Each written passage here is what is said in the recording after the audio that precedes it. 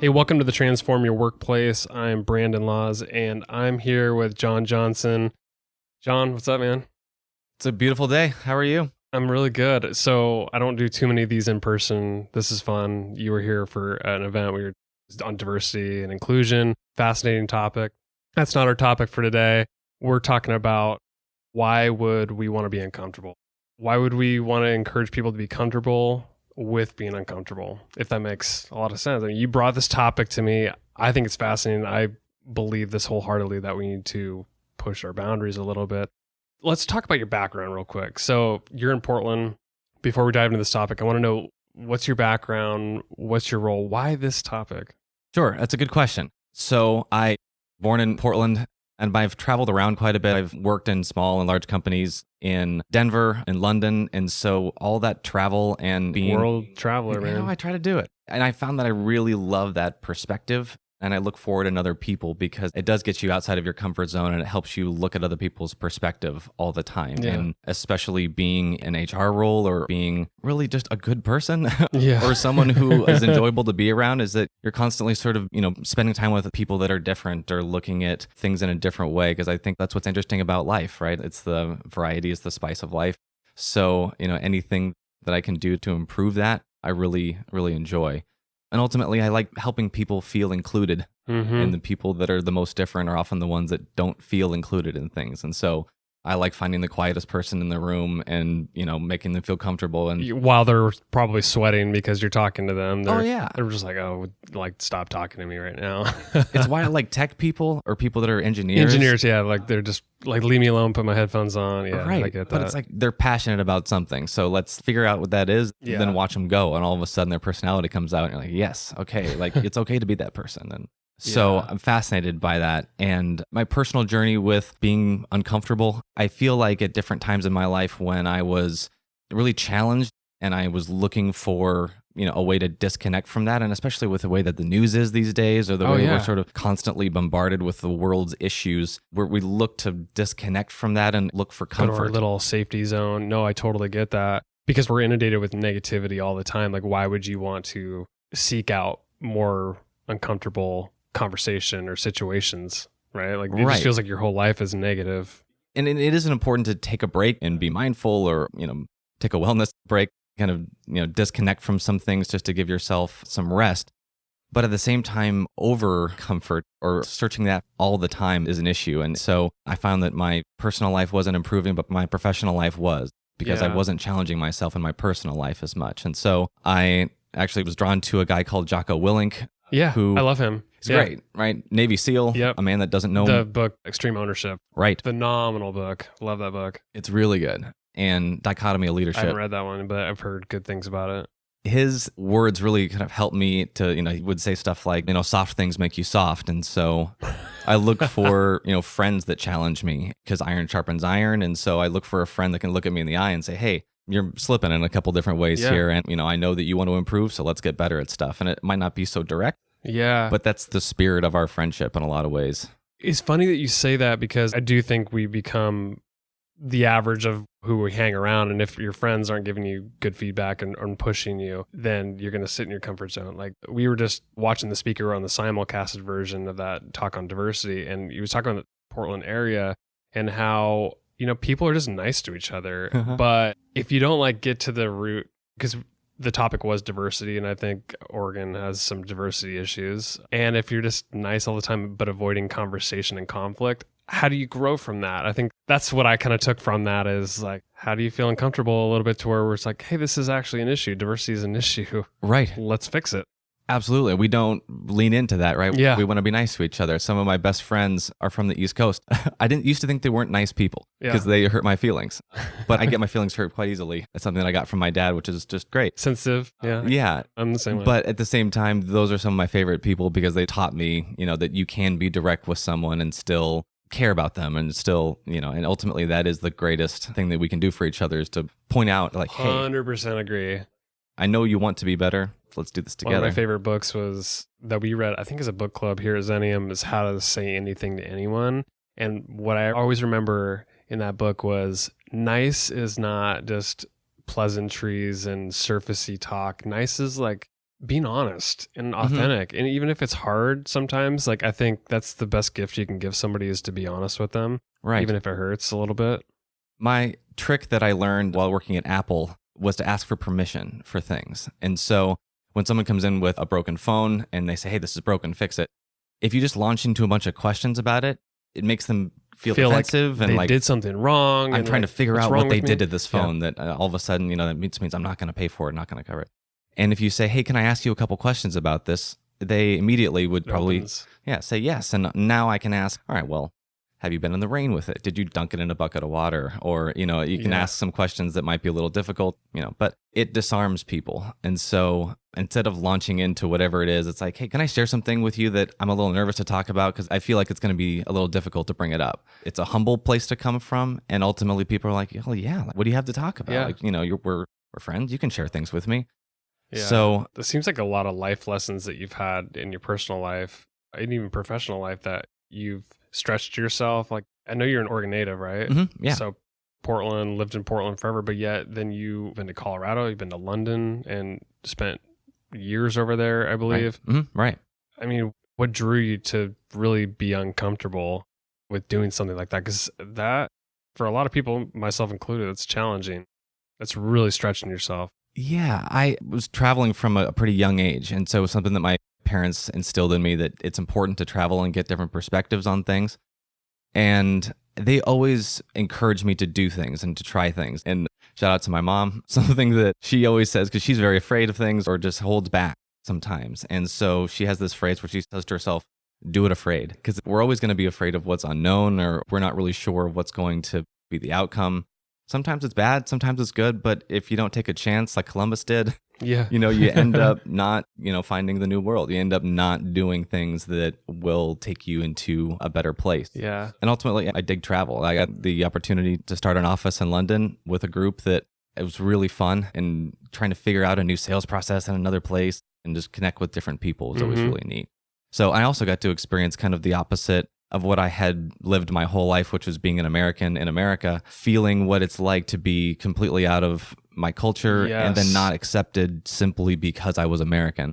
So that was a great lesson to really be judged for something that wasn't my control at all. And here you are making efforts to try to grow and change, but right. not feeling accepted. That's got to be pretty challenging, right? Right. Yeah. And everyone feels like that at different times. I think when you have communities built and like, you even look at the workplace, these cultures, and then you have somebody from the outside coming in, unless you're extending, it's kind of like what you did at the Apple store. It's like, you extended an olive branch in a way. It's like, hey, do you mind if I ask you a couple questions? Well, it's like day one, a new employee that maybe looks and acts and talks differently coming in. Like, what can you do to make sure that person feels comfortable? Because guarantee they feel uncomfortable. And they're maybe okay with it, but there's things that we can do to make sure that they feel a bit more comfortable, right? Right, absolutely. But at the end of the day, helping people be uncomfortable or encouraging them that it's something that's worth a pursuit is important. And so I think biggest reason why it matters in a lot of ways is that the cost of not changing and improving is way too high, whether it's for a business or for personal reasons. The world is continuing to change around us all the time. For sure. And if we look at just technology alone. Massive. Yeah. And that's just that by itself is enough to say, okay, we need to make change. I did want to ask you, like, what drew you to this topic around like being okay with being uncomfortable, which really is a fancy way of saying like embrace change, Right. Change doesn't always feel good. It makes us feel uncomfortable, but it's important to do it because the world is changing around us. What drew you to that? Just your personal experiences or something else? I've heard it discussed in a lot of different arenas that, when the world changes or when things change too quickly, we tend to want to go back to the way that things were, or we want to find comfort in things that we understand already. And so that idea seems like it's a safer place to be, but you're just constantly on your heels then, like hoping for something that was. And I'm nostalgic. I keep a journal so that I can go back and relive the things that I've done or just like the stories and lessons that I've learned maybe. But at the same time, being too deep into that, keeps you from growing. And so, yeah, I think we're sort of constantly bombarded with the world's problems. And it's easy, like with all the problems, it's easy to just hunker down and stay in your little comfort zone. One of my favorite like diagrams, and I'm sure you've seen this, it's like you got a circle, you got the comfort zone, And then there's the outer ring of it. And then like the further outside, which is like risky, big change. But I always thought like, and I always like the diagram that says like, okay, here's where you want to be. It's like the dot is right on the outer edge where it's like you're right outside of that main circle where you're on the edge of comfort and growth. Because change happens there. You're a little uncomfortable and that's how you grow versus if you're so far outside, you're at risk of losing everything or having a meltdown or something. But if you stay in your comfort zone all the time, then nothing's going to change. You're going to stay stagnant. The world's going to change around you, all that. Right. And I guess ultimately, I've never been happier than I am By embracing change. Yeah. And I know that when I get down about things or if I'm reaching for too much comfort, I notice it. I'm like, why do I feel like things aren't going well? You journaling probably gives you a chance to reflect back. So if you're in the moment, you're like, things aren't going right. Just like things are not great, but you reflect back and like, oh, I grew as a result of this. Mm-hmm. Yeah. Right. And yeah, I tend to journal when things are going really well. Like, hey, I'm at a music festival, things are awesome. Or hey, I just had this really great experience and I want to write about it. But what about documenting like, right before a big presentation or before a performance or what you're feeling about it? Because to me, that would be like, okay, this is what I felt. This is just meaning like I'm just preparing for a big moment or a big change. Yeah. Have you ever documented that? That's a good idea. I haven't done that before. Because you're only reflecting on what's already happened. Right. It is one of my favorite things right before going on stage or right before doing a presentation, that moment right before you go on, because it's all the preparation that you've put on or done is complete. And now all you have to do is say, all right, ain't nothing to it but to do it. And like you just walk right out there. And like it's the time that I'm the most nervous or the most excited. Oh, yeah. It's a little bit of both, probably. Yeah, and that's great. It's also the thing that everyone hates, which I also enjoy. I know. Hey, I feel the same way, but it's like, and you could probably relate to this, is like once you're on stage or doing a presentation or whatever it may be, like even like podcasting for me, like leading up to these podcasts, definitely with like certain authors that I would put on a pedestal or something like that. Sure. I would get a little nervous and like feel unprepared. But then once I'm like in it, I'm like zone. Like I'm at a whole different level where it's like, okay, I felt uncomfortable in preparation and my body was just reacting in a different way. And I think reflecting on that's important.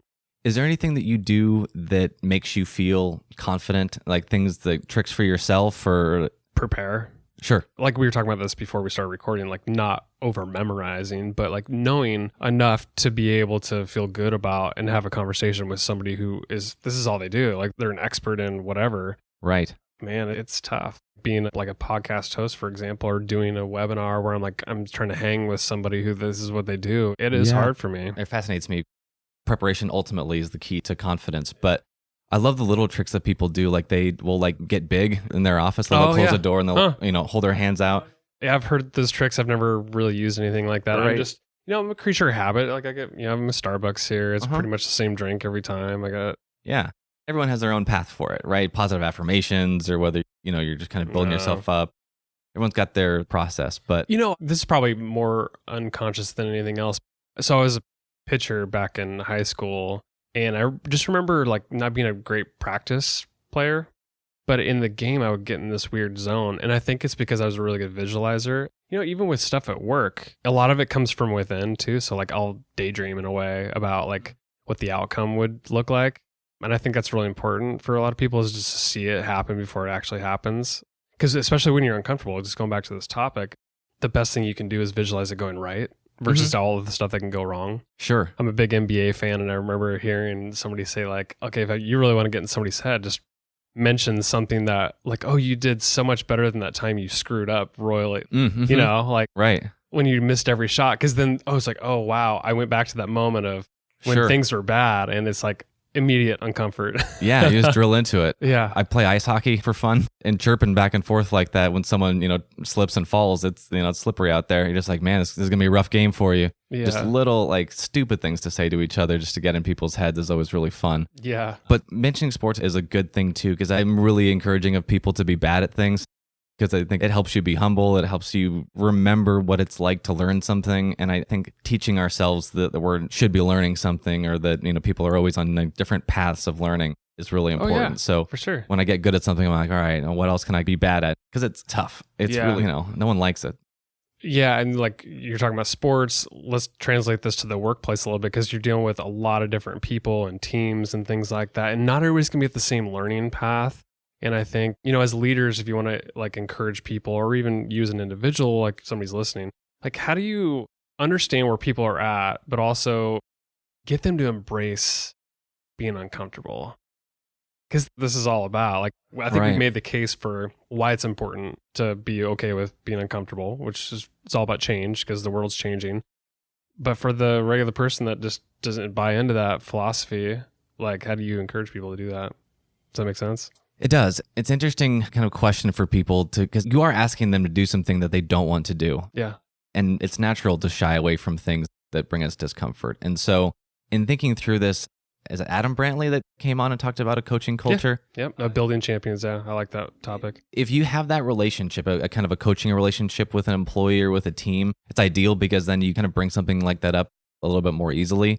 Each organization is going to be different in what kind of culture they've set up and whether or not they're in that growth mindset. That I love talking about, and if people don't know about it, I think you've talked about growth mindsets on this before. Well, I mentioned Carol Dweck's book, Mindset, all the time.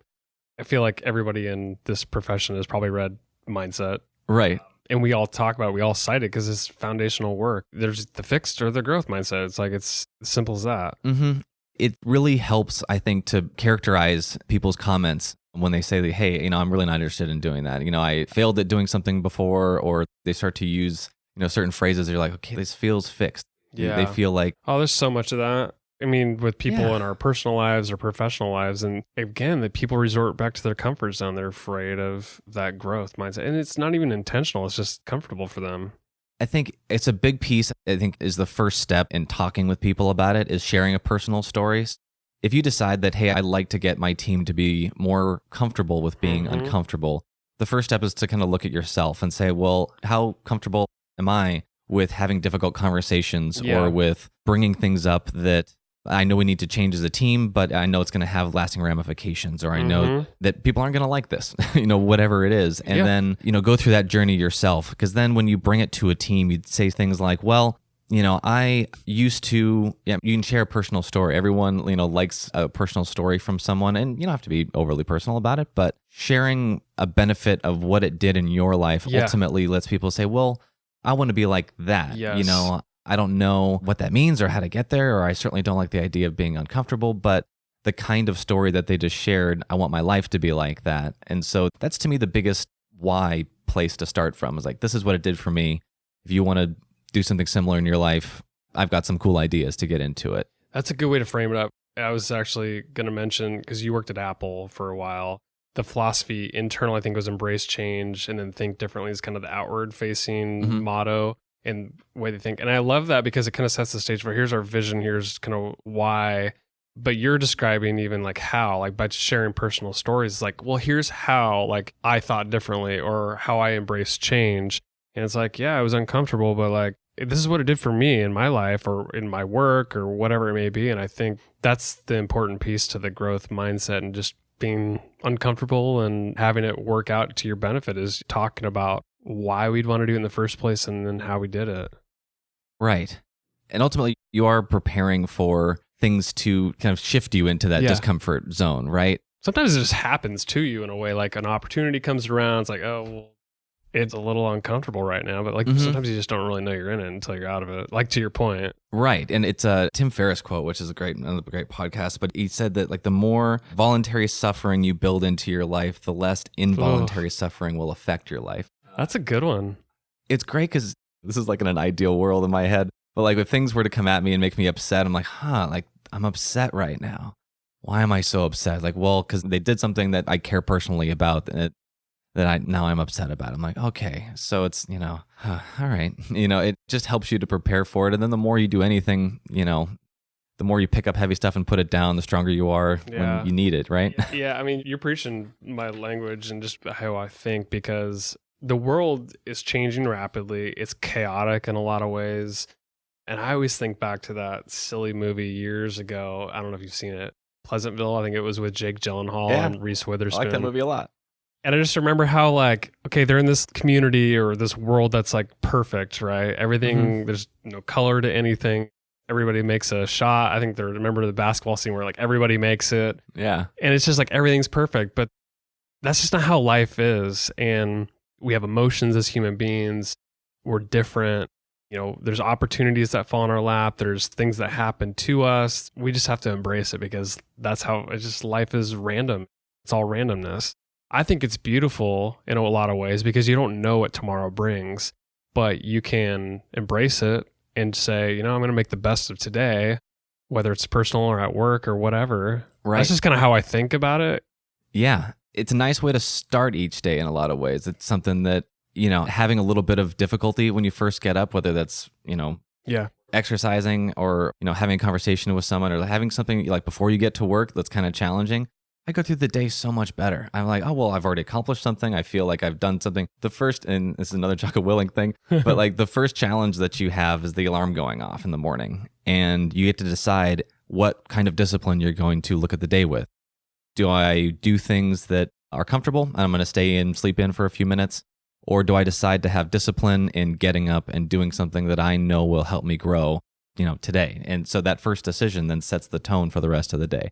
I don't do it all the time, but the days that I do decide, let's get up and let's go. You feel better. I feel great. Yep. And now they're and doing. You want to almost do that you want to feel that again, but it's so hard because again, in that moment where the alarm's going off, you're uncomfortable. Like, oh, I could just get back to my comfort zone. I could hit the snooze or just turn off the alarm altogether and I'm back in my little safety zone. Mm-hmm. Or get up, go work out or get to the office early or read a book, whatever you want to do. Yeah, right. To embrace that growth. I think that's super important.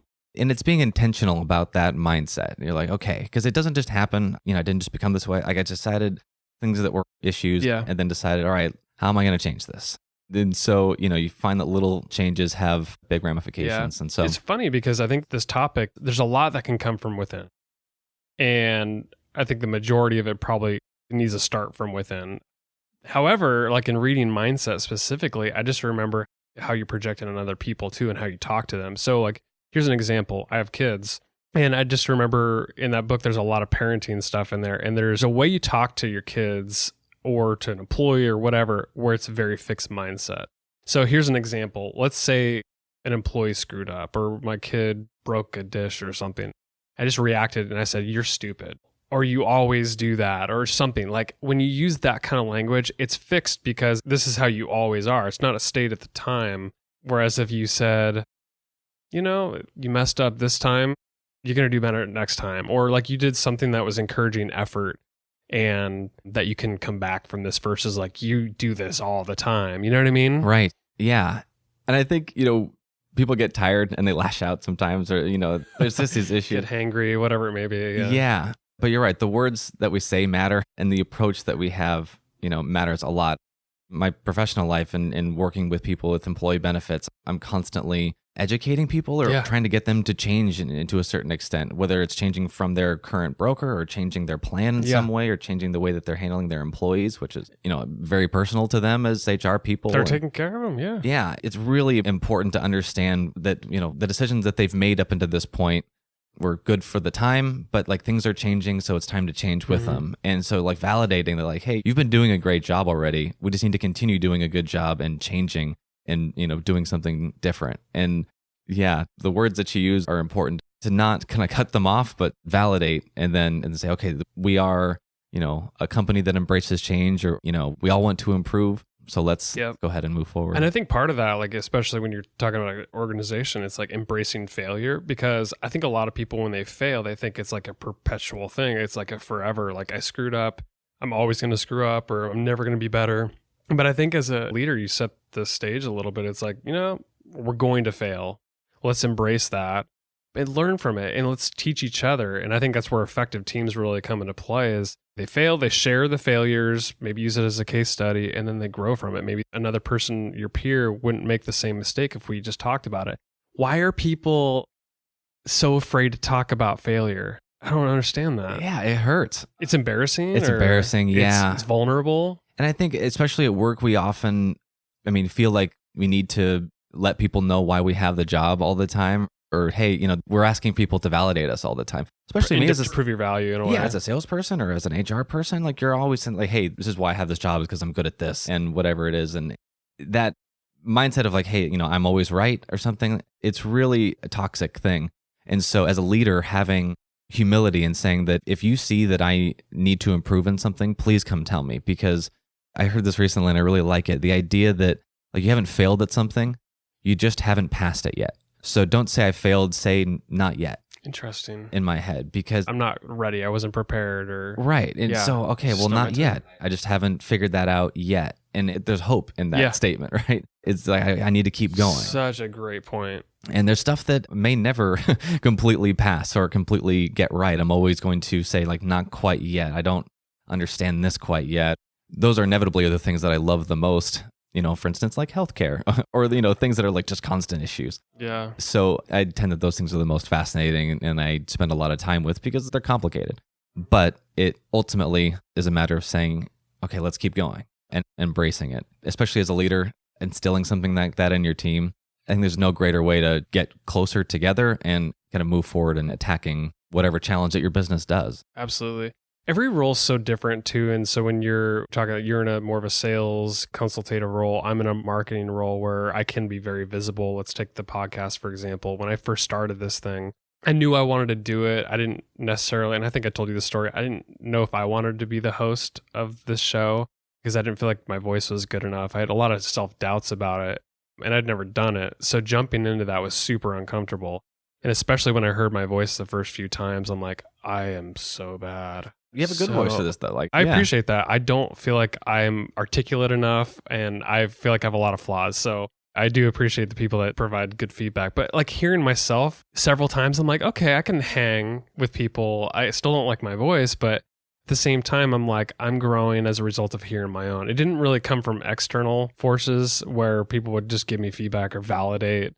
And I think that's what, a lot of times what people look at is their leader to provide feedback all the time, but sometimes they just need an opportunity to try, fail, see themselves, or at least go at a 60,000 foot view or whatever and just sort of look at it from an objective standpoint and make iterations on their own. Because I think that's where change happens. And to throw yourself in situations where like maybe you go to a client meeting where it's a big client or a prospect meeting and you're like, I've got to seal this deal. And you're so nervous about it, but like, what's better, trying that and like potentially getting the deal or like saying, I'm uncomfortable, I'm not going to do it. Right. We got to seek that stuff out. Yeah. I like the idea on, I think this is really true. Like the thing that you're the most ashamed of or concerned about, the thing that you think that makes you, different than everybody else, people tend to like that the most about you, right? I think that's like some of the greatest parts of like a loving relationship sometimes is the things that people are most embarrassed. It's the like stuff that drives you nuts. Or right. It's like that is actually the thing that I like the most about you because it's you. It's ultimately you. And like the diversity conversation that we were having before the podcast here, it's that, diverse teams bring a perspective that, you need to grow in a lot of ways. And, sometimes they feel like they have to hide the things that make them different, no matter what that is, that's kind of separating you from the group.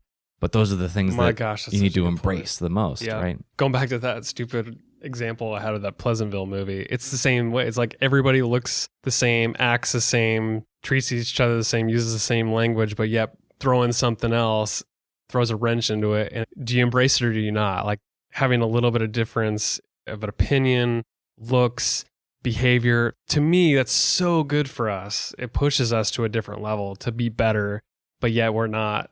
As a society, as workplace cultures, we're not necessarily embracing it the way we should. No, and to feel validated when someone says, hey, the thing that you are embarrassed about, I like that the most about you. And you're like, what? Like I've been hiding this thing. I'm a big fan of like helping people find their superpowers or just like maybe you haven't found the right role yet. And you're sort of in this wheel of like, I don't really like my job or, you haven't found the right thing. And so, giving people the opportunity to grow or to learn different roles in the organization or keeping things moving might all of a sudden bring out something that people don't know about themselves that they really enjoy or that all of a sudden they're really good at. So it's another way to sort of instill change in an organization is like move people around a bit. Oh, I like that. Whether it's physically, like moving desks, which is not always popular, or GM does it in a lot of ways. Like they'll give leaders roles in different departments to see what best practices are there. And so they can make sure the teams work better together, but also give them a different perspective on their own team and say, well, why we do things like that to help this team be better, set them up for success. Maybe we should do things a little bit differently. And so, small changes, even just to get people to kick it up a little bit, ultimately, bring some life into it. But of course, they need to buy into the why. So you're not just like, hey, you need to move desks. That's not the rule. Honestly, there's people I've ran across in my life, they don't want to change. Yeah. They like checking off the same stuff every single day. Mm-hmm. The planners. And I think you do need those people. Oh, yeah. But if you're trying to embrace like an overall culture of change and growth, then that kind of throws a little variable in there. But I don't know. I think there's ways to work around that. It's a good point to be moderate about this. There's no sense in listening to this podcast and then going right into like, okay, we're going to change everything immediately. But your point about like small changes, I think, is really important. Mm-hmm. And there's things that we can do. Like I even think meetings can be really uncomfortable, especially when you start them. But you brought up like the ideas of like icebreaker questions and things like that. Like to me, that is a perfect way to like making sure that you're not super uncomfortable and that you're making sure that the diverse group in the meeting may feel comfortable talking and pushing the other people in the room to think differently and to act differently. I like those little tricks of, icebreaker things. They're throwing around a beach ball with questions on it, whatever, question their finger lands on, they answer that one. Or, in a group of people where I don't know anyone and I feel really uncomfortable, like I'll ask people what they had for breakfast because everyone has an answer. And inevitably, it tells me something about them. And you're just like, oh, okay, that's interesting. You had, a full stack of waffles. That sounds really good. I had yogurt, and now I wish I had waffles. And now you're having a conversation with a stranger about breakfast. It's funny that you mentioned that because like, a lot of times if I'm doing in-person podcasts where, maybe it's the first time somebody's done one of these, I usually will test the audio ahead of time like I did with you. And a lot of times ask that question like, hey, what'd you have for breakfast this morning? While I'm testing, but it also gets them to be more comfortable like, oh, okay. I'm asking a question that's sort of offline, that's personal, just to get them comfortable and like, hey, you're talking into a microphone. It's weird, but dude, it's just me. I'm a person. Let's have a conversation. Yeah. There's humility is wrapped into all of this stuff. And it's just like, we're all people trying to do things, right? Yep. Well, this has been fun. We're kind of running up on time, but like, what really got you, besides your personal experiences, what still drives you about this particular topic of like growth mindset, being comfortable with being uncomfortable, like why you wanted to come on this podcast, talk about it? I mean, you're preaching to the choir here. I love this stuff. I could talk about it. In fact, you come back, talk about this kind of self-growth stuff all the time. But, what is it that drives your interest here? Any inspiration, like externally or? Well, I think it's such a fundamental thing that I've learned even in the last couple of years to continue to do. And it really pays dividends in my personal life and my family and my professional life. I want other people to feel that same level of growth and encouragement. And ultimately, a lot of these things are helping you be comfortable with who you are in the world. And part of that is embracing what comes at you and how you handle those things. And so I think a lot of people struggle, myself included, with the weight. That's the thing about like this particular topic is like, you might struggle with it. I struggle with it. The lowest level of an employee struggles with it. The highest executive struggles with this. We get in our moments where we're just so inundated with the moment that we forget like, hey, there's things that are just happening to us and we just got to embrace it and it's just go with the change and I lean into it. You said that earlier. Well, and the most fascinating thing to me is that the people that seem the most confident or the most arrogant, you break those people down a little bit and they find themselves to be, the most self-conscious. And that's just a shield that, put up, or this is how they've learned to lean into their problems. And so it's not that this person is super confident. They might constantly be, like a lot of people say they don't like negotiation or they don't like sales, they don't like conflict. Well, the big secret is nobody does. And nobody likes conflict. But everybody sells. Right. And we all have to embrace conflict and deal with it. It's the people that lean into that and say, you know what, I'm going to get comfortable with conflict that ultimately are fantastic at it. And so it helps people really connect well with each other a lot better. They have difficult conversations that grows your relationship, whether it be with your employees or someone in your life. And, what are we doing if not trying to connect better with each other and live happier lives? And I think like being in that world of discomfort helps you then to grow with those people, which get you closer. John, this has been a lot of fun, man. Where can people find you? What's your role at USI? Anything that you want to point people to learn more about you and what you're doing? Sure. So I am an employee benefits consultant. And so I ultimately work with organizations to help either save them money on their healthcare premiums or some way to support their employees, or I make HR people's lives easier, which ultimately isn't that what we're all here to do?